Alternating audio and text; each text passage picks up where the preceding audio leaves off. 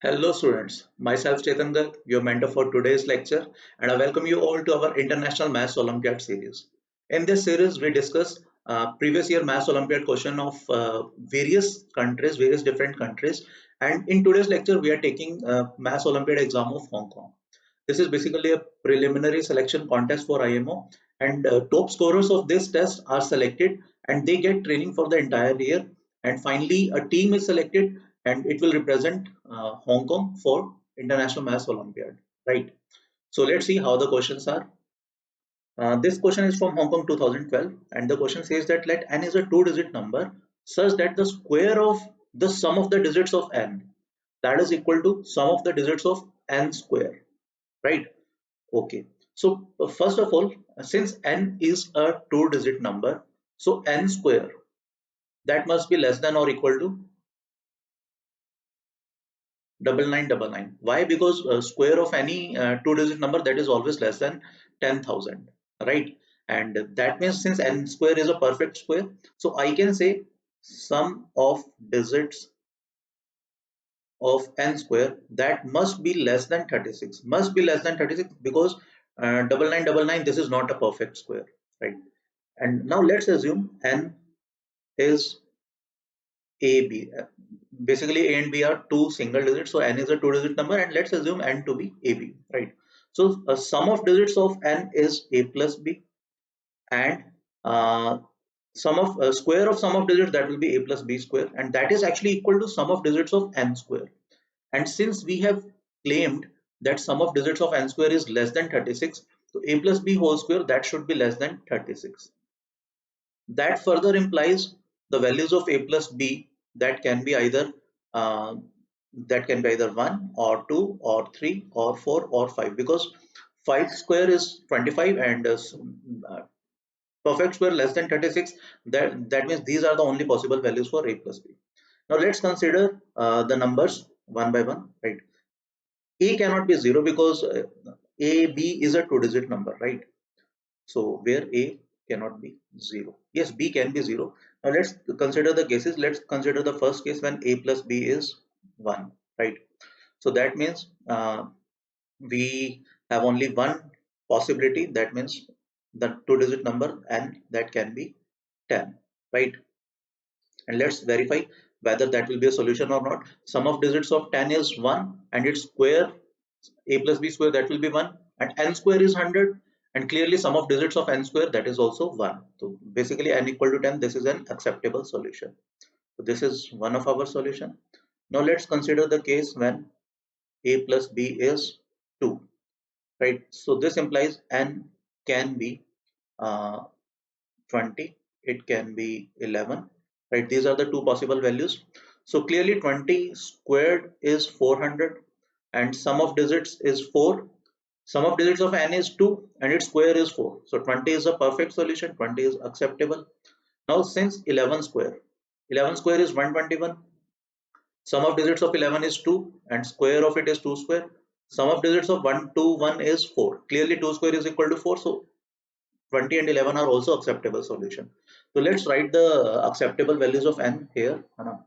So n is 10, and finally we need to find the sum of all the possible values. So all right, so 10 plus 20 plus 11. Now let's see basically sum, not n, sum.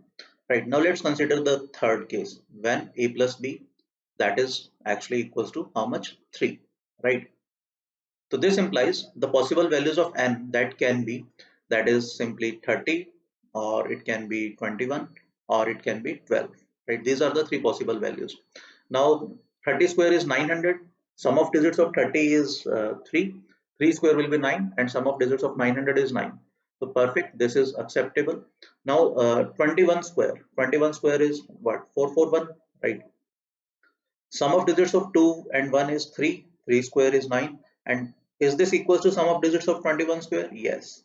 So 21 is also acceptable. Alright, so plus 30 plus 21. Now let's consider 12. 12 square is 144, right? Sum of digits of 12 is 3. 3 square will be 9. And sum of digits of 441 is also 9. So 12 is also acceptable, right? So plus 12. Now let's consider the fourth case when a plus b is 4. This implies n can be, right? N can be 40, it can be your 31, it can be your 22, it can be your 13, it can be bus, right? That's it. Okay. So these are the possible values of n. Let's see. Okay, let me just erase this part. All right. Let me just erase these values because we will be needing a little bit of space. All right. Now let's consider when n is 40. Okay. When n is 40, so n square that will be 1600. Sum of digits of n square, that is 6 plus 1 7, and sum of digits of n is 4. So 4 square is 16. So is 16 equals to 7? Clearly not. So 40 is not our acceptable solution. Now let's consider 31. 31 square is 961, right? Sum of digits of 31 is 3 plus 1 4. 4 square is 16. Now is this equals to sum of digits of 31 square? Yes, that is 16, right? So 31 is our acceptable solution. So let's add 31 here, right? Now let's discuss 22, right? 22 square is what? 22 square is 484. Sum of digits of 22 is 4. 4 square is 16. And is this equals to the sum of digits of 484? Yes. So 22 is also an acceptable solution. Now let's consider 13. 13 square is 169. Sum of digits of this is 4. 4 square is 16, and this is 16 also. So 13 is also an acceptable solution. Now let's consider the last case when a plus b is 5. This implies n can be either 50, or it can be 41, or it can be your 32, or it can be 23, or it can be 14. Right? These are the possible cases. Now if n is 50, 50 square is 2500. Sum of digits is 7. Sum of digit of 50 is 5. 5 square is 25. Clearly 25 is not equal to 7. So 50 is not our acceptable solution. Now let's consider 41. 41 square is your 1681, right? So sum of digits of this is 5. 5 square is 25. Now is 25 equals to this is 8 6 14 to 16. Clearly this is not equal to this. So 41 is again not our acceptable solution, right?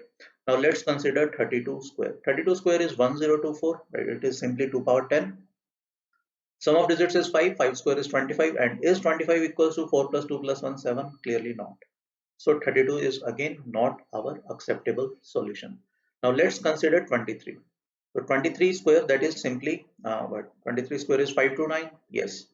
So sum of these two digits are 5. 5 square is 25, and this is clearly not equal to 16, right? So 23 is not our acceptable solution. Now let's consider 14. 14 square is 196, and this is 14 squared, right? And sum of digits of 14 is 5. 5 square is 25. Is it equal to sum of digits which is 16? Clearly not, right? So 14 is again rejected. So these are the possible values of n. Now let's find the sum. So its sum that comes out to be how much? 30 30 60 60, and that is 170. Okay, so sum comes out to be 170. Perfect. So 170 will be our answer for this particular question, right? So as you can see, this is a little bit lengthy question. We need to consider all the 5 cases, right? But yes, as far as level is concerned, the level, I'll say this level is quite average level, right? Now let's proceed to the next question. All right, this seems to be a little bit tricky. So x is under root of 1 plus 1 upon 1 square plus 1 upon 2 square plus 1 upon 1 plus 2 square plus 1 upon 3 square plus and so on. So let's first observe the pattern. This is 1 by 1 square, 1 by 2 square, 1 by 2 square, 1 by 3 square. Then the next term should be under root of 1 plus 1 by 3 square plus 1 by 4 square and so on. Alright, so these are basically 1, 2, 3 until 2012. That means these are 2012 terms, right? And we need to find the value of x minus greatest integer of x. Perfect. Basically we are interested in fractional part of x. All right, now let's consider one general scenario. Let's consider one term, 1 plus 1 upon n square plus 1 upon n plus 1 squared under the root, right? This is basically the nth term of this sequence, right? And practically we want to get rid of this under root sign. So we need this to be converted into square of something, right? All right, this can be written as uh, 1 can be treated as 1 square. So can we write it as 1 square plus a square plus b square plus 2ab? Let's see. Let's take the LCM of these two terms, right? The LCM will be nothing but n times n plus 1 squared, and in the numerator we have n plus 1 squared plus n squared, right? Let's recalculate this. So that will be 1 plus uh, twice of n square plus twice of n. Let's take 2n common, so that will be n plus 1, plus we are left with how much? Plus 1, right? Okay, let's upon this thing, let's separate it out. So that will be n times n plus 1 squared upon n times n plus 1 squared. I hope all of you can now see what exactly is going to happen, right? So that is nothing but 1 upon 1 plus this 1 n into n plus 1 factor get cancelled out with the denominator. So we are left with 2 upon n times n plus 1 plus what is left behind, 1 upon n times n plus 1 squared. And this is clearly whole square of 1 plus 1 upon n plus n plus 1, n times n plus 1 under the root. So finally what we will get? We will get 1 plus 1 upon n times n plus 1, and this is a good factor, right? We can reduce it. All right, so our Tn, that comes out to be 1 plus 1 upon n times n plus 1. So if I, okay, now we can further simplify it as 1 plus 1 upon n minus 1 upon n plus 1, right? So our T1, that will be 1 plus 1 upon 1 minus 1 upon 2. Our second term can be rewritten as 1 upon 2 minus 1 upon 3. Our third term, that can be written as 1 plus 1 by 3 minus 1 by 4, and so on, right? So our 2012 term, that can be written as 1 plus 1 upon 2012 minus 1 upon 2003. Now when you add these 2012 terms, what we will get? We will get x as this 1 plus 1 plus 1, this is being added 2012 times, so that will be 2012 plus, now these terms will get definitely cancelled out. Half will get cancelled out with this half, 1 by 3 will get cancelled out with 1 by 3. So what we are left with? A positive 1 in the initial stage in the first term, and this term in the last, right? So clearly this is the integral part of x. So that means x minus greatest integer of x, that is clearly 1 minus 1 upon 2013, and that is simply 2012 upon 2013, right? So that will be our answer, 2012 upon 2013, right? This will be our answer. All right, so that's an easy question. That seems to be a little bit tricky, but yes, the important part is just to reduce nth term like this, and further you can reduce it like this. This is a very simple standard manipulation of cancellation method, right? Or you can say telescoping sum.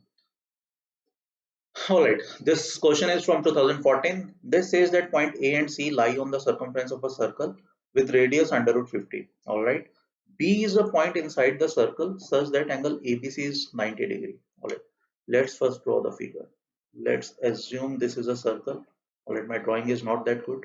Okay, let's say this is the center, and B is a point such that, okay, under root 50 is, all right, that is 5 root 2, AB is 6, BC is 2. Okay, so the figure is something like this. This is A, this is B, this is 90 degree, this is C. AB is given to be 6, BC is given to be 2. Find the distance of B from the center. Okay, this point is O, we need to find this distance OB. The similar question, I guess the same question has been there in AIME exam, in the initial stages of AIME. Okay, I guess that was one of the questions of AIME in maybe in the starting years. All right, we need to calculate OB, but we are given AB as 6, AB is given to be 6, BC is given to be 2, right? And this radius is under root 50. All right, perfect. Let's do some construction. Okay. Let's draw perpendicular from O on AB. Let's extend O, let's draw O parallel to AB, and let's extend BC. So that is perpendicular. Let's assume this point to be D. Let's assume this point to be E. Let's assume this value is X. So this is X. Let's assume EB to be Y. So OD will also be y, as OEBD is a rectangle according to our construction, right? Okay, now let's apply Pythagoras theorem. All right. Let's first apply Pythagoras theorem on triangle. What you say? Which triangle we should apply? OAE, right? So in triangle OAE, we can say OA. OA is your under root 50. So OA square, that is 50. That should be equal to OE square, which is x square, plus AE square. AB is 6, so AE will be 6 minus y. So this is one of the equation. Now let's apply again Pythagoras theorem in triangle OCD. OCD. Because OC is still under root 50 radius of the circle. So according to Pythagoras theorem, OC square, that is 50 square, that will be equal to y square plus DC. DC is DB plus BC. BC was 2, so that will be x plus 2 squared, right? All right. So finally, we get two equations in x and y. So we should be able to solve the values of x and y, and after that we can calculate x square plus y square under the root, right? So let's subtract these two equations. So what we will get? Okay. So 50 minus 50 is 0. So what we are left with, x square plus y square, that will get cancelled out with x square plus y square. 36 minus 12y minus 4 minus 2x. I guess this is what we will get. Yes, here it should be 4x. Okay, 36 minus 12y minus, all right, perfect. So that means 4x plus 12y, that is equals to 32, or you can say x plus this thing, x plus uh, 3y, that is 8, right? So x plus 2, that will be 10 minus 3y, है ना? Let's substitute the value of x plus 2 here. So that will further imply 50 plus, that is equals to y. We are substituting the value of x plus 2, that is equals to 10 minus 3y in this equation. So we will get 50 equals to y square plus 10 minus 3y whole squared, right?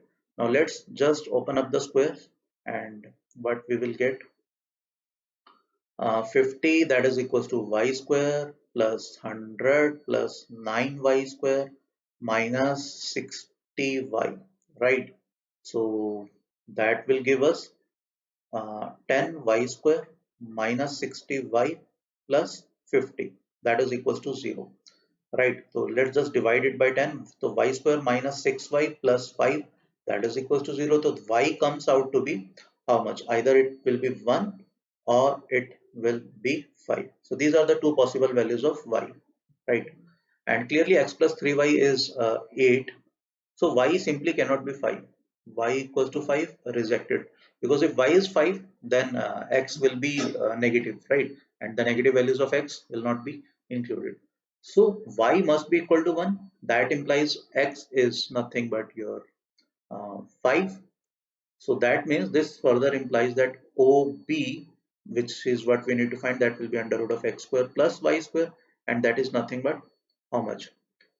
25 plus 1, that is under root of 26. So what is the distance of B to the center of the circle? So answer will be under root of 26, right? So that's it, guys. Today we have discussed some previous year questions of Hong Kong.